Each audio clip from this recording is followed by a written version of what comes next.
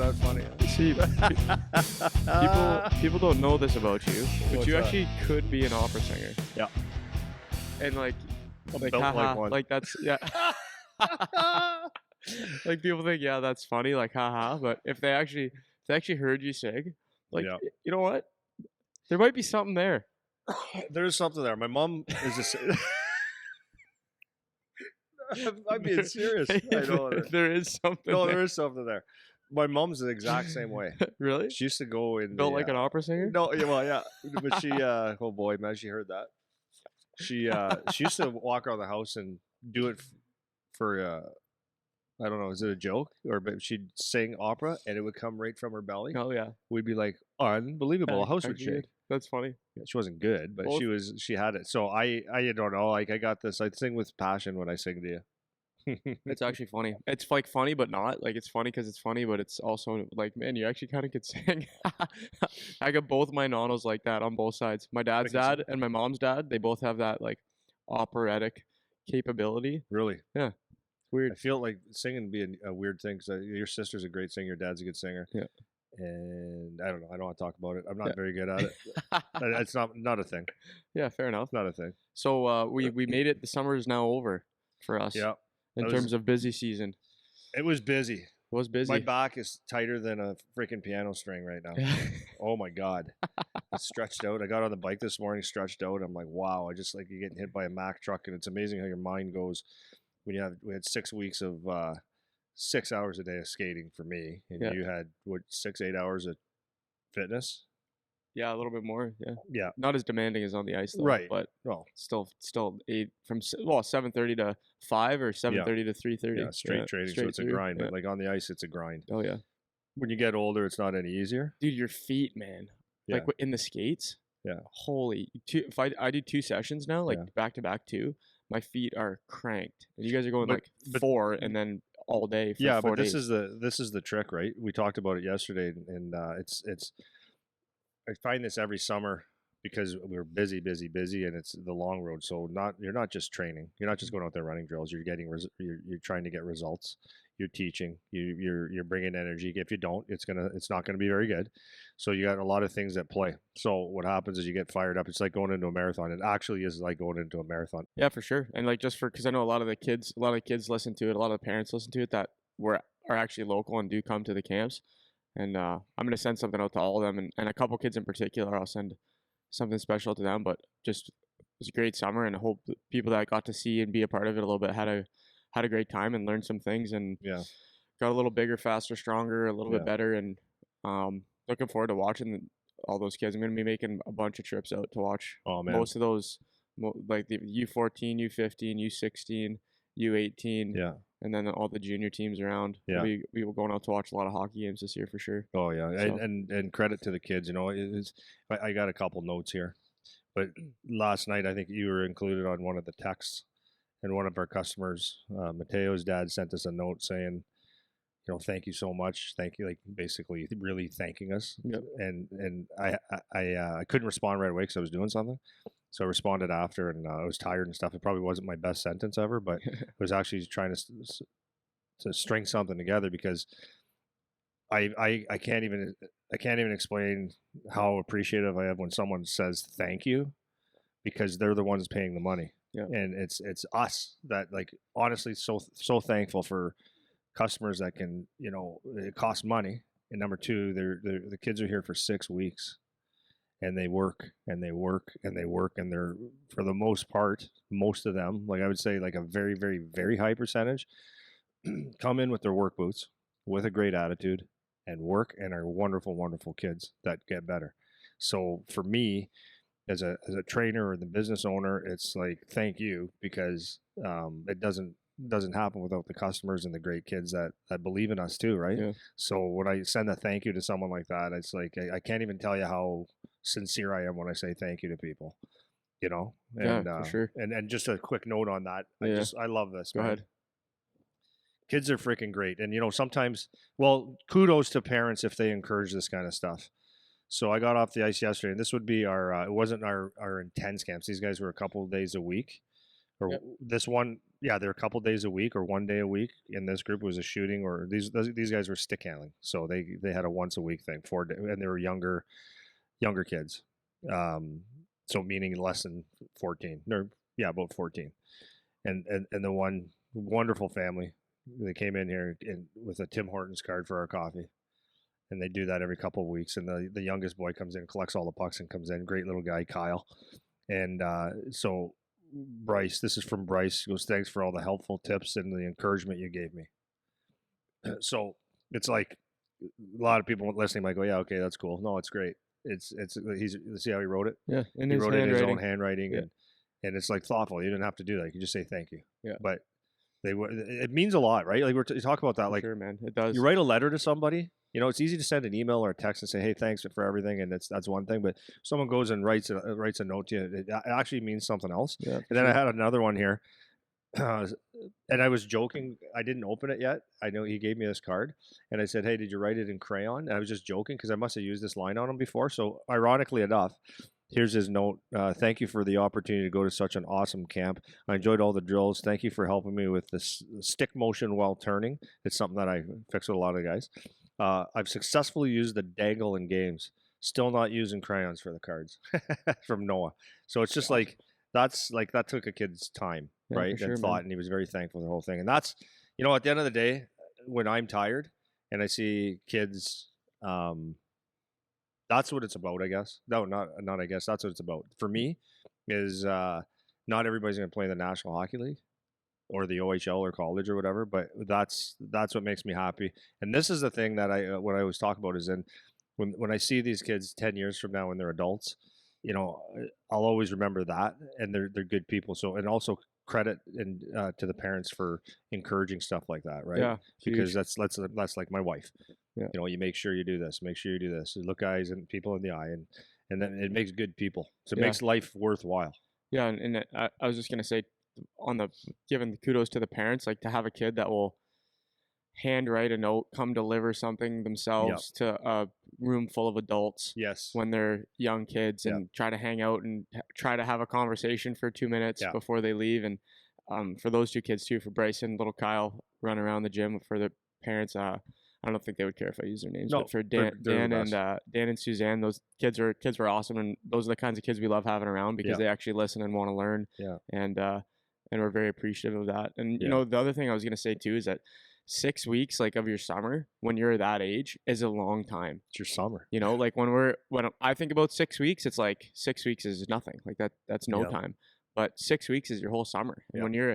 when you're committing an entire summer at that age to being in one place Yeah. every day, Yeah. it's like that's a lot, and that can be really impactful. And Yeah. it's great when we get messages like that, or from parents we talk to for a few minutes after, emails that I get. It's just so nice. It's so nice to be able to help do that for kids. And that's something that, whether you're a skills coach or a trainer, or you have your own facility like we do or whatever, it's like that is, to your point, like what you should be trying to do. Yep. You want to get that when you're done. Yeah. Not just the kid moves on and you never see him again, and Yeah. you didn't do anything that they would remember or tell Right. anyone about. You know Right, what I you mean? didn't make them feel good at all in any way. And I was, it's like that's, people are going to go and talk about it. And that's another huge thing just for business stuff. And like maybe a little side note about that is, I told you I went to get my suit yesterday. Yeah. And the same thing happened when I went to this guy's place to buy clothes. It doesn't matter what it is. You could be a plumber, you could be a suit guy, you could be a hockey coach, you could be whatever. It's like I left that place. This guy fitted me for my suit, and to the finest detail, made me happy to spend my money there. And it was expensive to buy Yeah. it. It wasn't something I even needed. I didn't need to spend that much. I could have went somewhere and got something cheaper, but it wouldn't have been as good.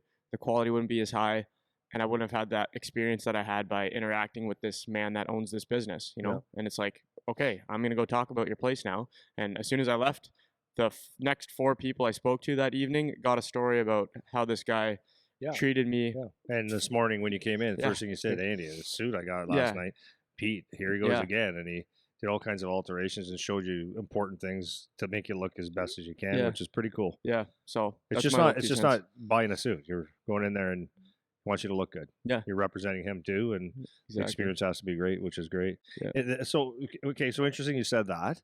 how it transfers in. I think we said this. How it's not just hockey; it's other aspects. You said that, right? So, I was using this on the kids the other day.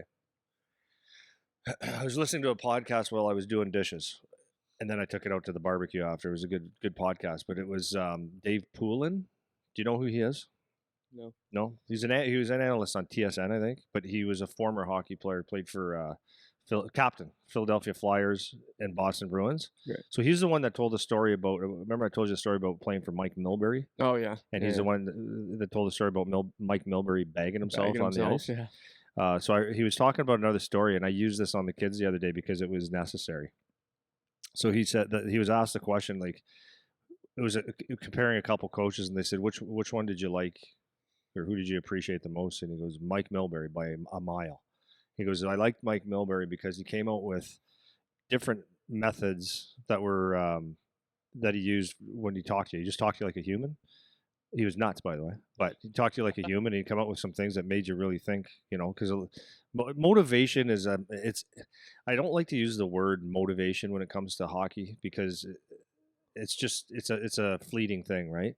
You're either motivated or you're not, or you just do what you need to do. Like, you have to be motivated to go play, or you know what I mean? Yeah, totally. So, but he used the word motivation, and so one day he said, I guess he wasn't thrilled with the guys, or maybe he was. I don't know. He came in with a couple old pictures of him playing in Boston, like team pictures, and he walked in the room, and he said, told the guys, he goes, I got this in the hallway of my house, and he goes, sometimes I walk by these old pictures, and I never even notice them, and then sometimes I'll just stop and I'll look at a picture.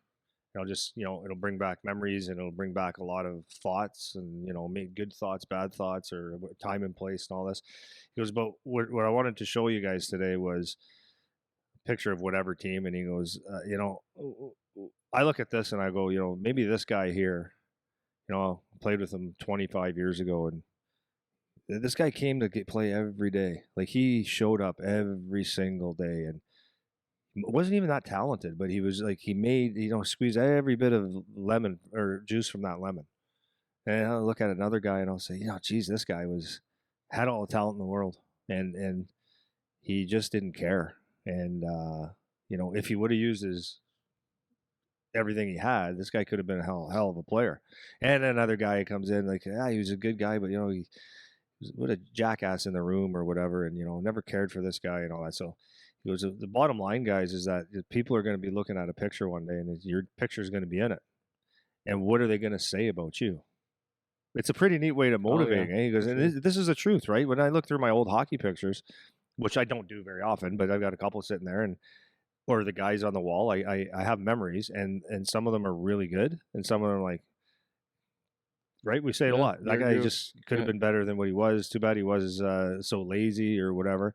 But the bottom line, so I was telling the kids this because it was second last day of the camp, and there's certain things and as a group that, like, number one, from day one, and I've been telling them for years, but for the last 6 weeks, we're like, guys, you have to talk on the ice. One's energy, right? One is so you have some energy, but one is that you have to speak when you're in hockey. And even, like, you guys understand the drill, and they as a group would just look at you. Yeah.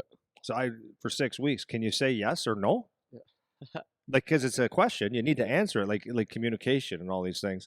So I told this picture story to them, and I said the bottom line is that someone will be talking about you at some point, and it's how you do things.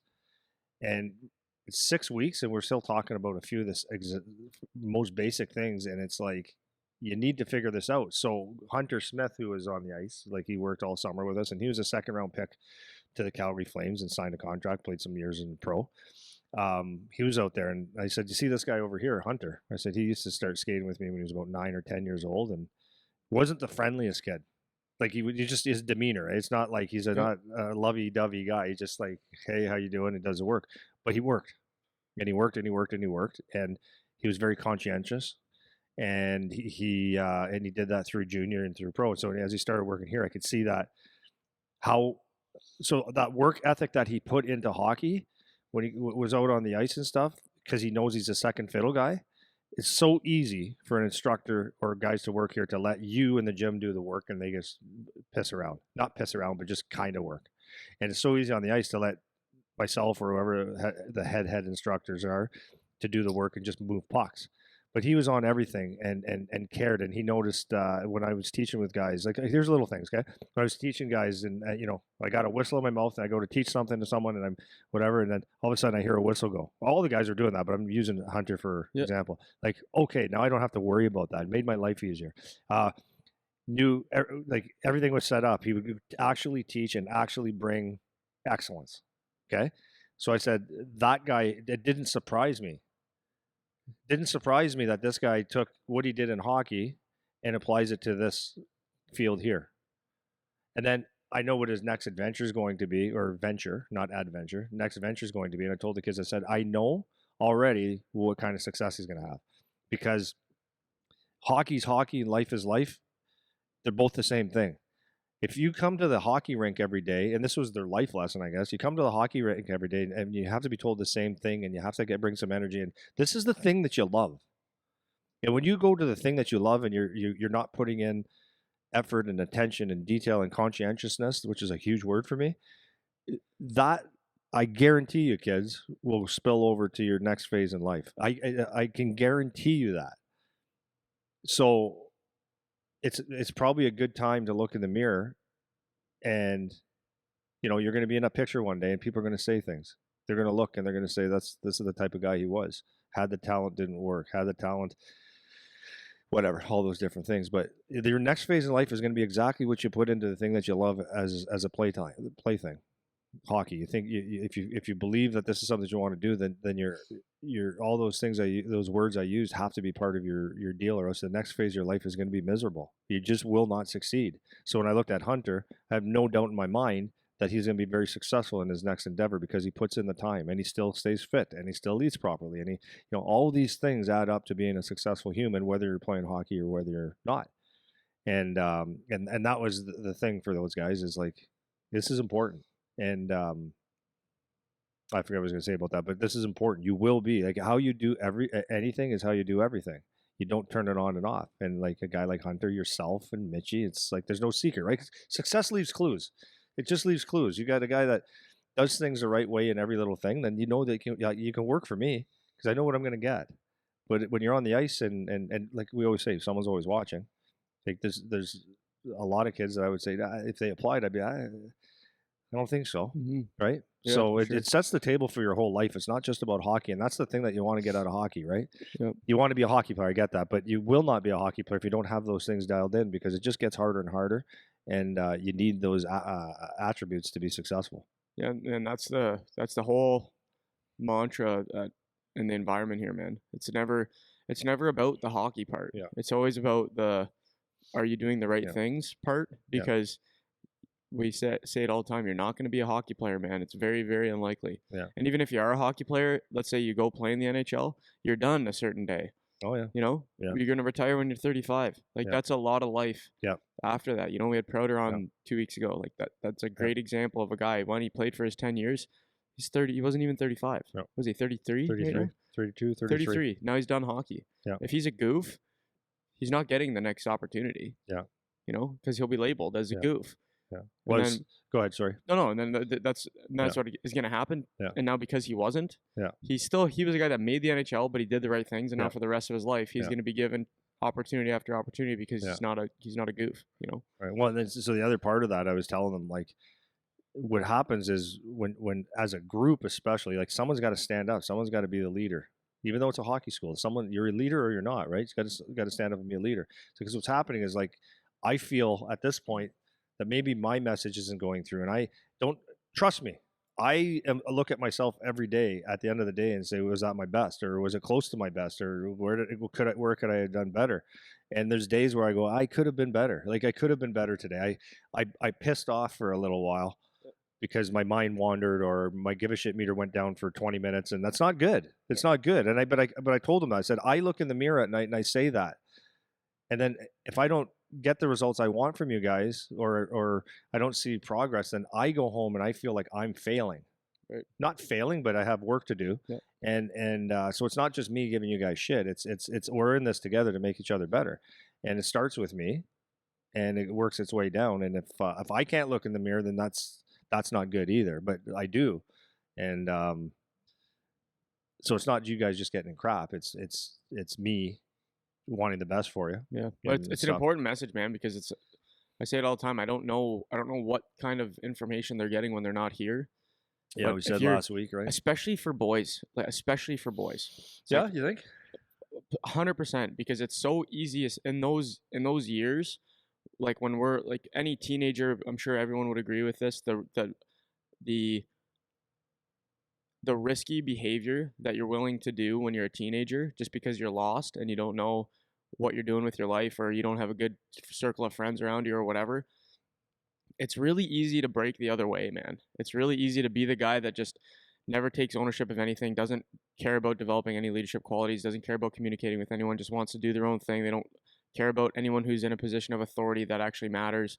And when they come here and they hear stuff like that, like the whole spiel you just went on, Yeah, it's like every day it actually will matter yeah, later. yeah, The kids actually take that, man. They actually take it and they listen to it and they want it. Like they want the responsibility. And I've seen that in the gym it's easier because it's a little bit more personal. The smaller groups, we get to talk, we have time between. And I've seen most if not all of the kids that are consistently coming start to, you can just see like they just start to like put their weights away properly, yeah, or they start to like bring their food in or wipe their shoes off before yeah, they walk in the gym. yeah, Like you just can just see like little things, they're starting to pay attention. And it's such an important message because I don't know how much they get it when they're not here, right? So it's yeah, just really good, well said. So I thought today would be a good opportunity to talk about, we got guys that are next week, they're kind of leaving for training yeah. camps and done for the summer, moving back to their billets and that kind of thing. So I thought it'd be a good time to revisit the one one way we could go with it is training camps and how to prepare for them, how to stand out at training camp, how to make an impact, that kind of thing, how to think about training camp and what it's for, what all that. And then second is the moving away part, Yeah. where it's like maybe you're going into a new situation or you're building for the first time or maybe or even the second time or the third time, and kind of some thoughts about that and maybe a couple tips on helping kids get kind of prepared for that situation. So is that enough for you to maybe throw a couple thoughts Oh, on to God, you start? could talk all day about this. I know. So you want to go training camps first? Yeah, I'll start training Yeah, camps. we Like a got a couple lot of thoughts. kids moving away this year. Lots of kids moving away. Actually, one of them, Connor, was going to Wellington, right?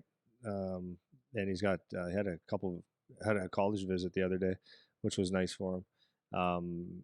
I said, "You ready to go?" He goes, "I'm kind of nervous." I go, "Yeah, dude.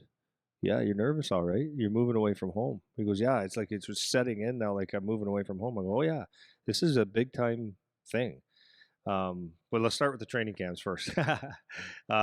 Training camps, boy, it's an interesting thing. The thing is, I can honestly say, looking at hockey the way it's designed now and starts so early, this is not to be discouraging in any way, but a lot of these training camps are for naught because the rosters are pretty much set. You know what I mean?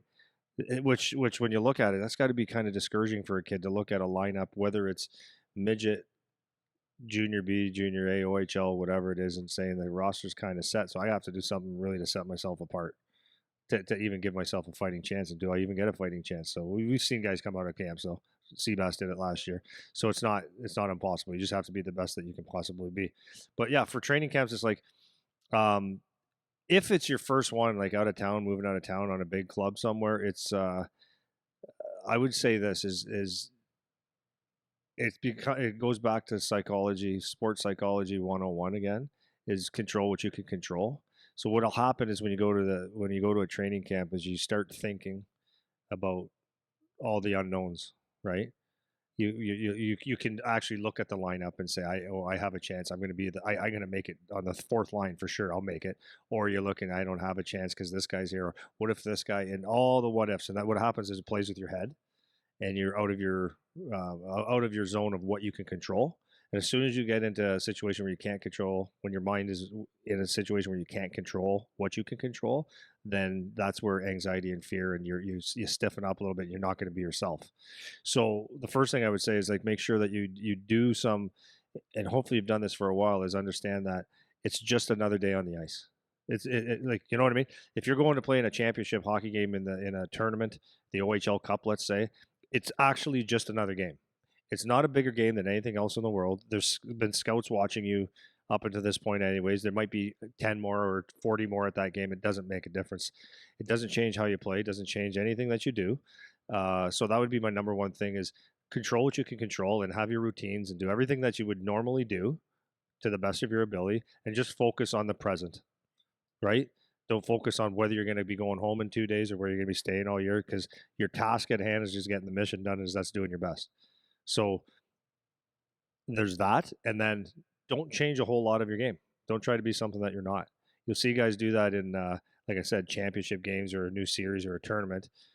All of a sudden, guys tape their sticks differently, do a different warm up routine and all that because it's a bigger game. Yeah, And it's yeah. like it doesn't Need make to do any more. sense. Yeah, Yeah. it doesn't make any sense. Right. So you try to stay as close to who you are as possible, and make sure your efforts there. Like that's number one. Yeah. I think just from what you were talking about from my own experience as well is because I'm getting a lot of comments and questions about that too. Like, oh, I have tryouts in 2 weeks or I have camp in a month or whatever. Like, what should I do to stand out or to prepare or whatever?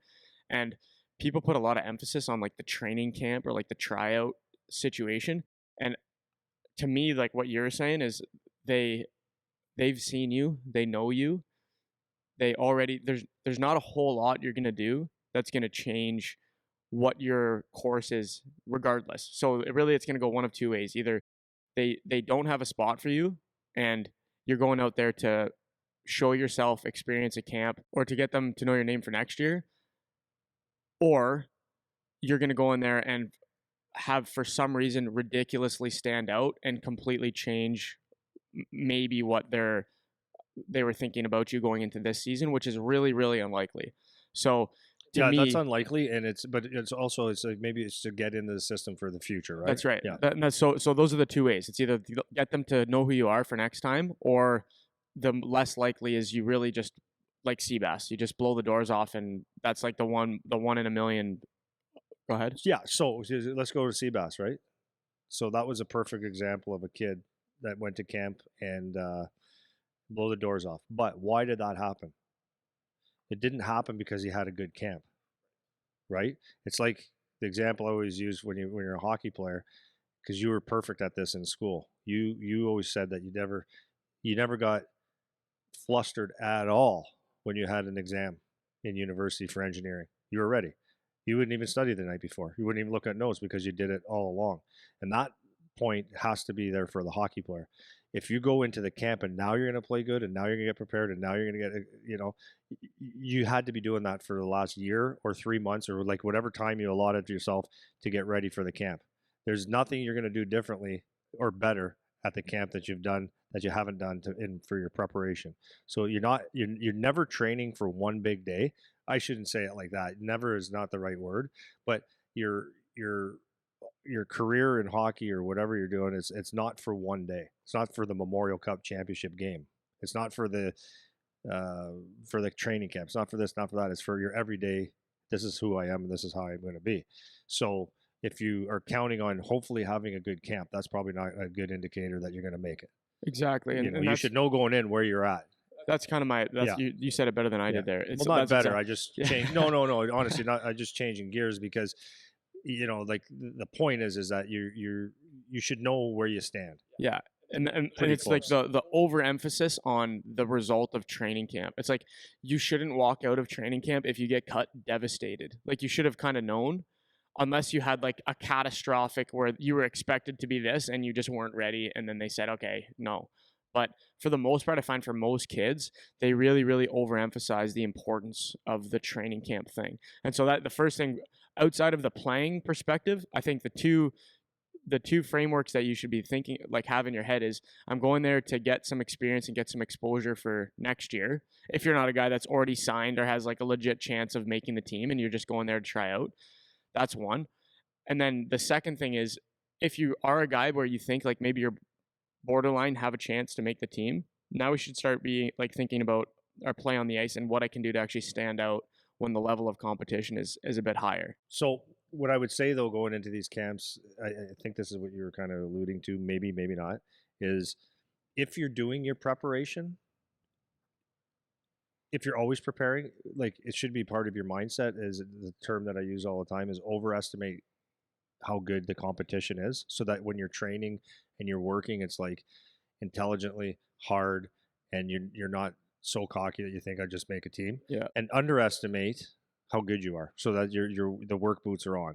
Do you know what I mean? Yeah. Because you will be shocked. Like, I don't think people really in general don't realize how good is. Yeah. So what can you do to stand out? Is that one of the Well, questions? let's do this, because I've had a couple kids ask me.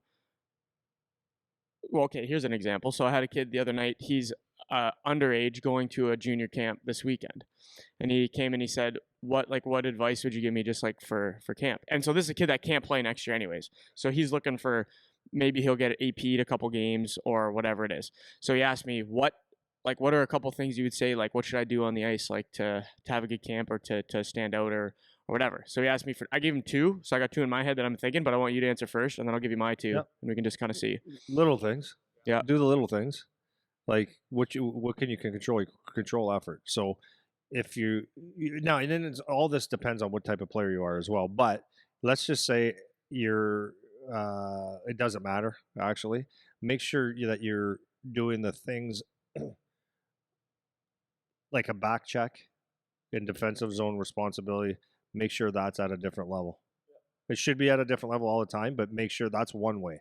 Is if you're coming back hard and stripping pucks and stuff like that, because if the competition is much better, you're probably not skating through a bunch of people. So that would be one. And I would say have some contact, if unless that's nothing in your game, but have some contact with people, because you will stand out, because there's not a lot of people that are going to be really physical, effectively physical. Yeah, so it's okay. So effort, one, and then having some contact, which doesn't necessarily meaning you're not running around trying to blow guys No. up, but just getting in the shit. So those two things, effort, contact, and then my two are actually different, which is good. So I told them keep things simple, and then I said make quick decisions. So these are like generic things that any player, doesn't matter what role you are, it's like these are things that just work.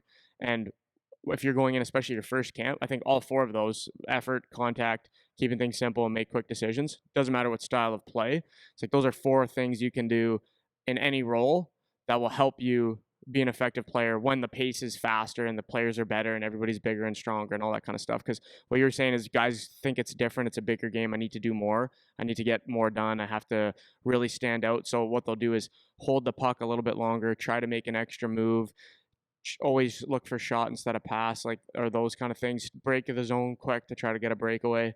And that's not how you play the game, and that's not going to help you to stand out. It's the opposite of that. You know, it's those little things that you're mentioning there, right? Yeah, and then you have to also know, like, okay, so what's the book that they have on you, right? So what got you there? Because if you had 50 goals in your season and you're an offensive threat, that's probably what you need to do well, the best you can, and then.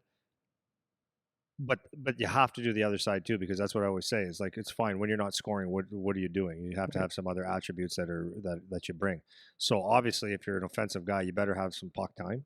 You better be able to make some plays and get some shots. Like, do those little things, and then without the puck, that's where you're going to earn your spots. You have to do little things. So what is that? Even if you're a smaller guy, you can still make contact and get in people's way. So I do say add some physicality to it without being an idiot. And sometimes you need to be an idiot too. Go out there and make a stand, because you do get noticed. You will stand out, but you have to do something to stand out to make them want you. Yeah, and I remember when I was going to camps, my thing was always get in a fight.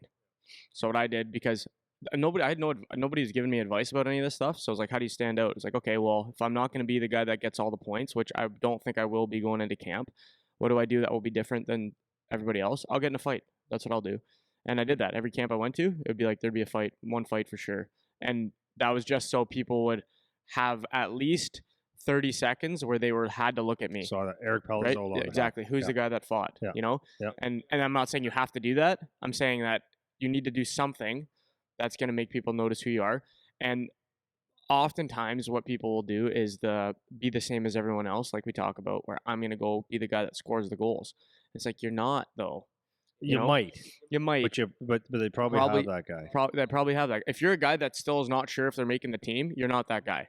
You know, so if you go in there and have have those other things that we talked about around that, where you'll stand out for one of those reasons. So you have those 4 core things that we said: the effort, the contact, the quick decisions, and keeping things simple. And then within that, as your base, take something that is part of your game that you can use to stand out. If you're not scared to get in a fight, go get in a fight. Like, that's great. If you aren't scared to throw a bigger hit, go throw a bigger hit. If you crash the net every time and you stop right in the goalie's face, like, that's fine. Go do that. So find one thing that'll work with how you play, and you can poke that when it's appropriate within those games. And that's a good way to, if not make the team this year, make them know who you are for next year, have a good exit interview, get some feedback, and that kind of stuff. And that's something that can actually can help you with the training camp thing. Do you have anything on that, or do you want to go kind of towards the moving away thing? Just another thing on training camps is it can be very uncomfortable, because you have like, I know at the OHL level, you might be for the first time skating with an NHL drafted player or someone that you've watched, and it can be an intimidating thing. So it's like all these things come into play. So shut your mouth, shut your mouth, but don't be in awe, because if you're in awe of people, then that'll be a tough day. So you want to respect that they're good players, but that's where your preparation comes in, and you gotta. This is the belief that you have to have in yourself, is that you got to be able to know that if you step on the ice anywhere, anytime, you're going to be of value, and you have your own thing. And that's something, because you even get in a dressing room, and you got, not everybody's nice, right? Not everybody's a nice person. You have some guys that, because you're the new guy, they're probably going to chirp you. Like somebody is going to chirp you in a way that hurts your actual feelings, right? Or say things that are very nice, or maybe it's to get you off your game because they think you're nothing, right? So it's like you got to be mentally strong going in these things and just do your job. Like the Navy SEALs have taught me this: is no matter what is going on, the mission needs to be completed. The mission needs to get done. That's the number one priority. Do the mission. So when you go to a training camp, what's the mission, right? Your mission is to perform. All the other shit, fitting in, the coach having a snarl on him all the time, like, or all the scouts judging and stuff. That's not the mission. The mission is for you to perform, to do the best that you can every day, and making friends is not one of them. Yeah. If you do, that's a bonus, but that's not your job. That's a really good point. And then I was just, while you're talking, I'm kind of thinking about from the coaching aspect too. Like, one of the most intimidating things I remember is having to face the coach the first time. So it's one thing you go in the dressing room and that's uncomfortable enough, but then it's like you have a meeting with the coach, or you have your first practice where the coach is talking and you feel like he doesn't even know who you are, and that kind of thing, if you're not a guy that's already on the team. So do you have any tips for maybe not directly interacting with the coach, or kind of getting, it's like one of those things you said, they're unknowns, right? So something like talking to the coach in advance, or introducing yourself in advance, or like something that can kind of buffer that uncomfortability with, you have somebody like whatever guy in the OHL is the coach of your team, or whatever school guy you're going to talk to.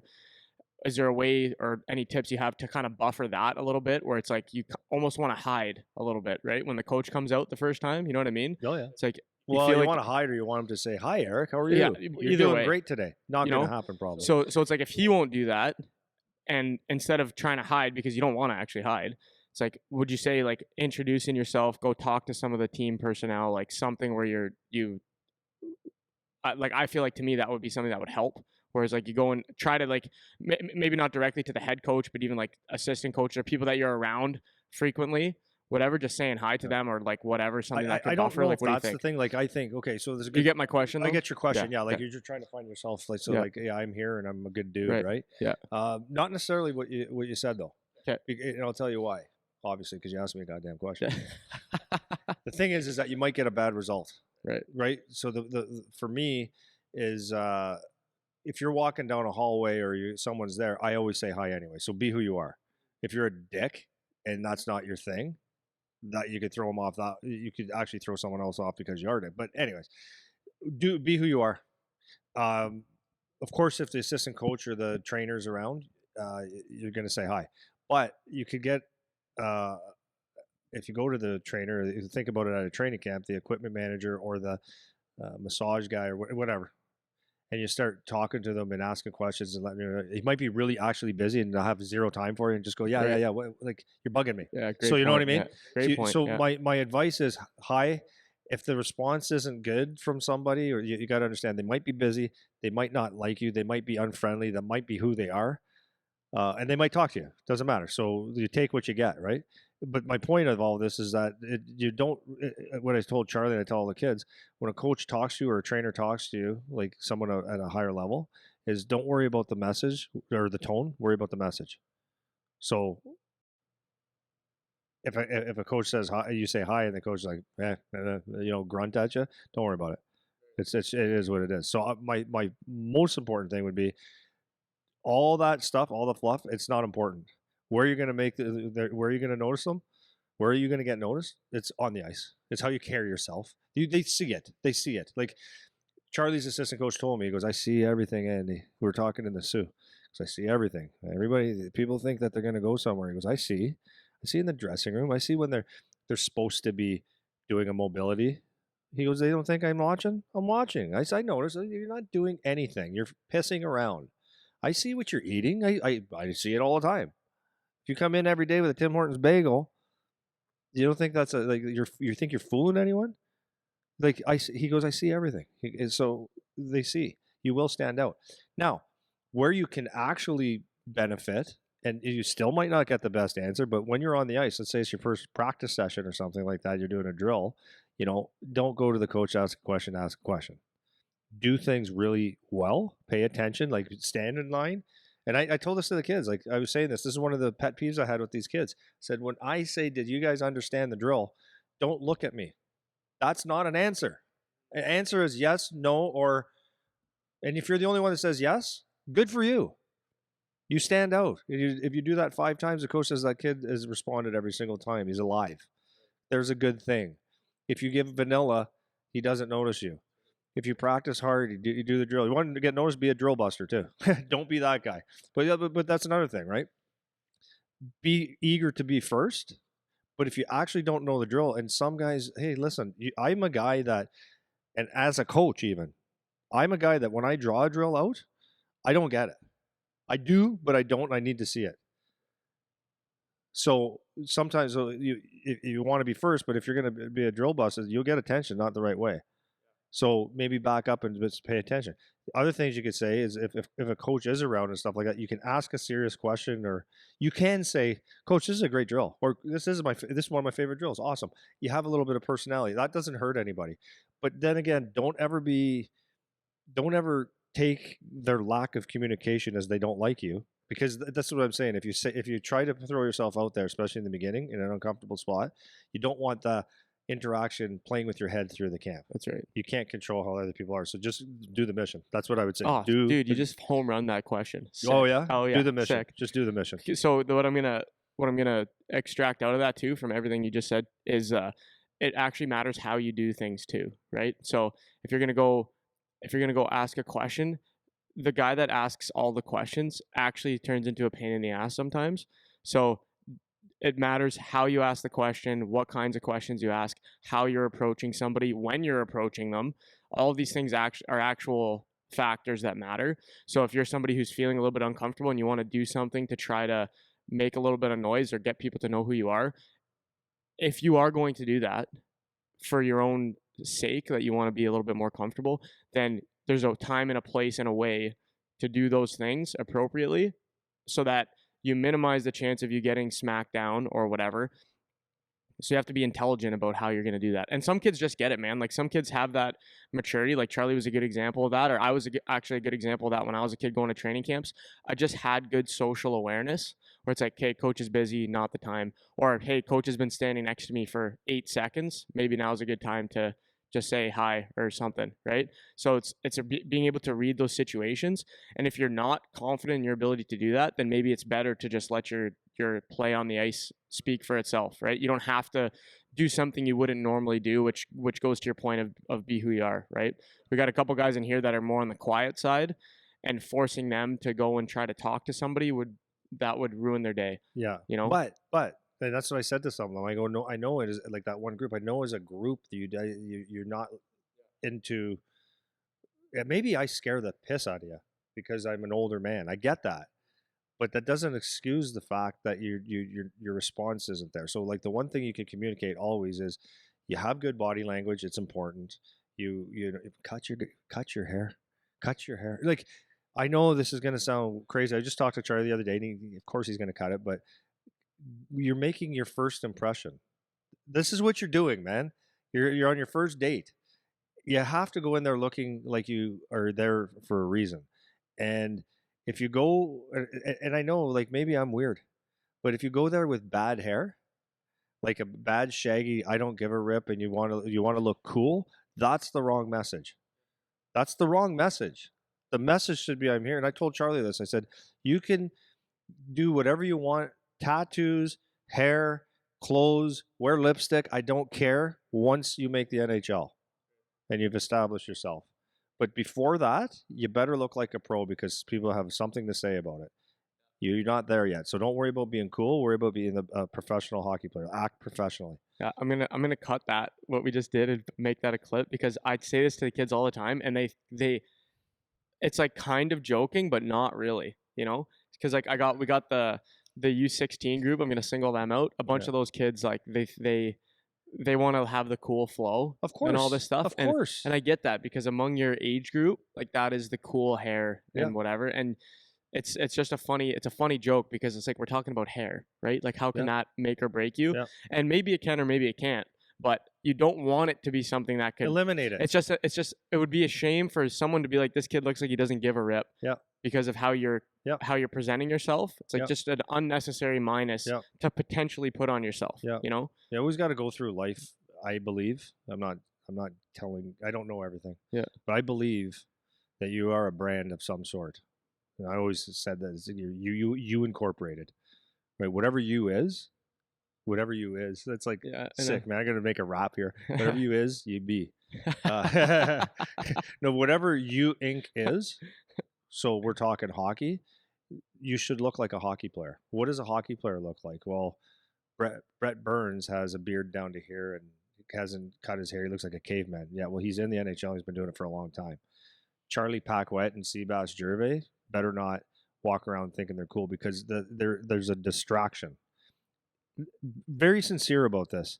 If you're worried about the brand of clothing you're wearing all the time, and if it's, like you want to look good, but if you're worried about that, or maybe I should wear an earring, or most hockey players don't, but Yeah. I want, or I need to have a cool tattoo because that would be cool, or the hair needs to be like that's your concern. Then you're distracted already. That shouldn't be the priority. No, you should just be you get up. You want to eliminate distraction. You want to get up and you want to be a hockey player. That's what I do.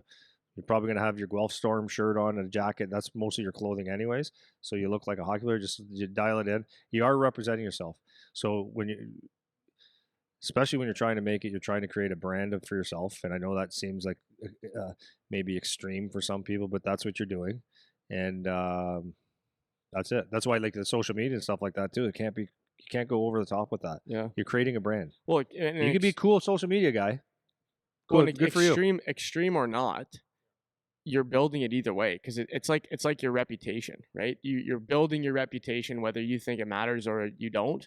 You could be the nicest guy ever, the best guy ever. You can just be a good person. If you look like a goof, all that doesn't matter because the people that see you first glance, the first impression is actually important. If they are willing to take the time to get to know you and figure out that, like you're actually a good person, great. But people won't. Some people won't. They'll just be like, you look like a goof. You're out of here. See you later. And you don't want that. If there's any potential for that to hurt you, why would you do that? So that's another thing too. Even just going to the camps, it's like how you're presenting yourself, whether you open your mouth at all or not, is actually important. Body language, what you look like, what your clothes are like, that kind of thing. Those are all important things. Another actual really important thing, and I say this to rookies in general, not a popular comment, but Charlie knew this, and that's what I tell the kids when we do our sessions here. If you're the youngest guy, or if you're let's just say we have a skate and Zach Cassian's out, and Dalton Prout's out, and then you got some junior guys, and you got some junior guys. You'd be amazed how many of the young guys will let Dalton Prout and Zach Cassian pick up a puck. I know. That's not acceptable. Yeah. This is a higher hierarchy of hockey. It's called respect, right? You respect the ice, you respect the room. And what I mean by that is people have paid their dues, and it's not an asking thing, it's a hierarchy thing. right? You're the new guy. So if you want to fit in the room real early or fit on the ice real early, and I told Charlie this, he did. He got in shit for picking up pucks, and I said, good. That good. So, like, I guess George said, no, get out of here. That someone else will do it. Okay, but at least you went and did what you were supposed to do. Yeah. So when you're the rookie in the room, so let's say it's the lunch break, right? In between sessions, it's lunch. Okay, don't be the first guy to go up, but then don't be the last. Let's say you're getting going, and you see, let's say Profaka, who's the overage now, Profaka, Walker, and McFarland you're in front of them. You look around and you say, okay, guys, you go first. And then when they said, no, you go first, he said, no, I'm just the rookie. You guys go. I get it. And then they might say, no, you go ahead, kid. But you did the right thing. Yeah. Now they can't sit there and say, this guy's a jackass. Right. Who do you think he is? The pucks are, throwing tape on the floor, stuff like that. Don't be afraid to pick it up. And the trainer can say, okay, good guy. Right away, dude, right away. There's no... You're not too cool. That's right. You're the rookie. You need to find your spot, and you want the older guys to like you. You know that you're the rookie, and it's because if you don't, you will. That's right. By force. It's like called discipline. Remember I said in the discipline episode, discipline yourself, or someone else will discipline you. So if you don't go in there and pick up the pucks, go last, and just have the humble pie for the first year, for the first camp, you will get humble pie the way you don't want it. Right. Because it comes out in the wash. So just be a good dude. Figure it out. Now, important distinction, because I know this is actually really important, because people are going to talk about, well, that's like rookie hazing and like all this stuff. Okay, there's a difference between somebody making you do it and you going and doing it, right? So if as the new guy, or the guy who's at his first camp or just made the team or whatever, you taking the initiative to go and pick the pucks up and put the tape in the garbage, and if somebody's got an extra plate to throw out, you throw it out, that kind of thing, or grabbing an extra bag off the bus, you taking the initiative to do that, you're showing that you're respecting the team, you're respecting the organization, and you're understanding that you're trying to earn your stripes with this team, because it is a team. And you're either going to integrate into the team or you're not. And that's something that you can do to help integrate yourself into the team. That's different than the 21-year-old to the 20-year-old, which this does happen, saying pick up all the garbage, purposely throwing things on the ground and making you pick it up and all that kind of stuff. Because as the rookie, I wouldn't take that shit either. If I got a guy that purposely throws balls of tape right at my feet to pick up and says, pick it up, rookie, I'd be like, I'm not picking it up. So understand the distinction of you respecting the team and trying to integrate yourself, and taking shit from a guy that's being an asshole. Right. So that's the important distinction on that, because I will take it to the grave. You should be someone who's doing those things when you're a first year guy, because you're showing respect to the team, respect to the boys, 100%. And that you want to be a part of that group, 100%. And that's just, it is what it is, man. It doesn't matter what you say about it. The flip side of that just has nothing to do with someone's first training camp. This has something to do with veteran leadership, though, is the veteran leaders, like guys that are secure, they're actual leaders. When the rookie comes, they don't do that stuff. Absolutely. And then the rookie does, like a good leader, when you go to eat, let's say, I'm using that for an example, or getting on the bus, or maybe you buy him a coffee. Yeah. When on a road trip, but you when you're, what was I saying? When you're the veteran leadership. Yeah. So let's say it's the lunch, right? You're a rookie kid. You're already nervous, man. Yeah. I know that. Yeah. So it's okay. Like I've been drafted to the Dallas Stars, let's say, and it's like, this kid's looking at you. You don't have to be a nice guy. You don't. Right. Most guys aren't. But a really cool leadership thing is say, hey, Eric, go ahead, man. No, you go ahead. No, dude, go ahead. You're working hard. Like, yeah. And then the guy goes, that's a good guy. Yeah. Does it matter in life? Maybe not. I don't know. The other thing, so now training camp thing, is what you have to understand too, is when you go there as a rookie guy, I know people probably don't think about this too much. I'm going to play for the Windsor Spitfires, Guelph Storm, whatever. I can't wait. They're going to hope the guys like me. They don't want to like you right away. Why don't they want to like you? Because you're trying to take my job. You're a threat. So if you go in there with an attitude like owning the room already and not having the hierarchy respect, and that's a negative already. But you're trying to take my job. Charlie, right? He's just going into his second year. Does he want the first, second, and third rounder to be like they're all forwards? Does he want them to be awesome? Right. Yes and no. Right. Exactly. He wants them to be awesome for sure, because he wants the team to win. He is a team guy, but we think of ourselves first. That's right. And I want my cookies, right? And that's not talking out of turn. I want my cookies. I hope you're good, but I just hope you're not as good as me. Yeah.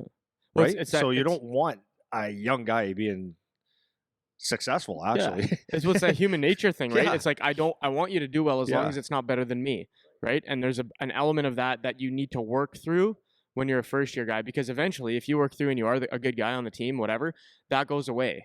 Where it's like, I actually want this guy to do well. I want Cam to do well. I want the rookie guy that just came in to do well. Like all that will start to go away because I actually like this guy and he deserves what he gets, you know? And that's the initial the initial like probation phase of being a rookie, is like you're trying to work through that because you're a threat to the tribe, man.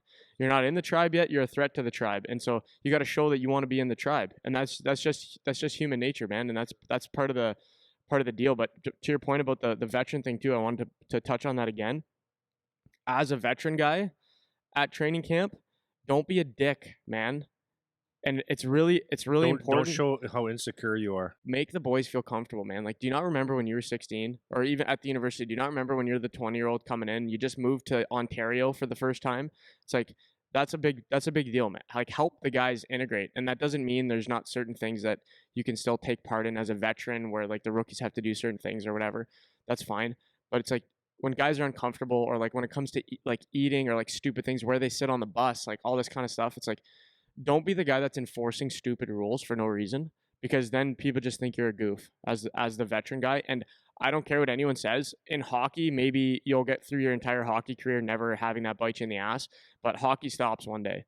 And it'll bite you in the ass after if you're a goof, because people don't care anymore when you're done playing hockey. They stop cutting you the slack that they gave you as a hockey player.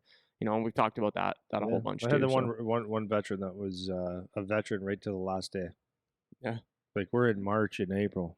It's still, hey, rookie. It's like, yeah, I'm not actually a rookie anymore. yeah. I know. Yeah, you know, Seriously. once I've got, you got half a season or more, and you've got your scars, and you've done, you've done the thing. It's like we're just a team now. It goes to your picture thing, right? When you see Well, there, that yes, picture, right? yes. See that guy? That's the memory that you have of him now, right? Yep. Every time you say, you're like, this guy's a goof, man. Goof. You know. So maybe quick we could wrap up on a little bit of the moving away part of things. So if you're a kid, just touching on like the billeting stuff and maybe just some mental tips for kind of dealing with moving away for the first time or moving back to the billets, or some of the distractions that you got to deal with, or some thoughts on that. Yeah, it's so hard. It's probably too much to talk about, but I'll just say this: the hardest part for me when Charlie was moving away was where is he living? Where is he living? Because I've seen good and I've seen bad, and it's never going to be home. Like just can't be. So you hope he eats well, hope what all that stuff. So that was the number one thing for me. It was like that's the thing that made me emotional, and I was emotional. Actually, when I went to the house the first time, because I'm like, okay, this is the house. Let me qualify this first. I couldn't ask for better billets for my son. He loves them. They were at our house last week. Mm-hmm. They are the closest thing to what our family dynamic is that I couldn't imagine. So like when George found these people for billets, he actually worked them pretty hard to take Charlie, and he did, and they did. And I'm not saying this just to say it. I couldn't be happier. Charlie couldn't be more comfortable. So we got very, very fortunate. But when we brought him to that house as a dad, I went emotional because I know this is the house that he will be crying in. This is the house when it's cold November or February night and he didn't get a whole lot of playing time his first year. That room that we're walking in where he dropped off all his shit is the room where he doesn't want to leave, and he's going to look up at the roof or the ceiling and go, why am I here? I just want to go home. This is the house. So it was like, for me, it was emotional. I knew he was going to do it. And did it happen? Yes, of course. But it was a great place. So moving away for your first time, there's so much to talk about. But it's hard, guys, because you're away from your family for the first time. When it actually hits you, everything sounds good. I'm going to move away, but then you're living in someone's house and you're trying to blend into their family. So again, it's like some of the same things we said about being a rookie. It's like, don't own the house right away. Yeah. Try to make yourself comfortable and get to know them. But like, I would encourage people, like, maybe some billets are different, but I think a lot of people bring in a hockey player. Like, to me, that's a big commitment to bring someone into your house, man. Yeah. So if you go into someone's house, I think you should try to include yourself in their life a little bit. So I know there's a lot of kids that go away and they just lock themselves in a room and play video games, and it's not a good experience for the adults or for you. So that part, try to blend in, get to know them, because they're actually giving some of their life to you, right? Yeah. So I would say that for sure. Try to integrate yourself a little bit with their life. And my default position was always make it seem like you weren't there. Like be the least intrusive on their day-to-day life that you can be. Like don't leave the kitchen a mess, put your shit away. If you need help doing laundry like I did when I moved away the first time, ask a question, try to not be a pain in the ass. Food things, like make sure you're communicating with them and asking them like, hey, I would it be cool if we got this for dinner, like those kind of things. Don't just be the king of the place, you're the celebrity in the house, because that just makes it worse for everybody, including you, including your team that's building you. You don't want to be the pain in the ass guy. And then the other thing I was going to say is, touching on the this is the room you're going to cry in, because you're going to cry in the room at some point. You need to have don't shut yourself off from avenues of support. So I remember one of our guys, I was giving him shit last year while he was away because he wasn't really talking to anyone. And I remember saying like, "Hey man, it's good that things are good for you right now, but you're going to have a bad day. And when the bad day comes, you're going to want somebody there. Like humans are social creatures. We want people around as much as people think they don't need anybody. When the cold day is now here, you're going to want somebody around, whether it's your parents, your siblings, your best friend, your girlfriend, your whoever it is, your team, one of your teammates. And I think it's really important that you have support when you're the guy that's out and away for the first time, because it's really easy to just shell yourself, like you said, lock yourself in your room, and I did that my first time moving away for sure. And man, is it just shit. It just sucks. So if you have somebody, whether it could be your mom, it could be your dad, it could be a guy on the team that you just met, it could be your billets, it could be going out of your room and hanging out with them in the living room. so speaking of just moving away in general, this is what I would say. It kind of wraps everything up in a nutshell. Is said it before, is you got to know why you're gone. You got to know why you're moving away from home, because no matter what, there's going to be tough days. One of the things that you don't want to do is you're gonna your best friends are gonna be your teammates, obviously, but there's another side to that where it can get out of control, right?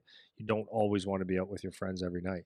You don't want to always, because if especially if you're emotional and having problems, that's where some guys go and you get your buddies, and now you start doing the stuff that maybe might be unhealthy. Yeah. So you got to draw a line there and be smart about it. But the bottom line is where I'm going to go back to again is, why am I here?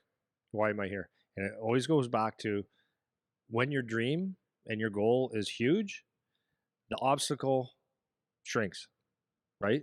So that's the biggest thing, is always ask yourself why. Like, why is the most important thing? Like, why am I here?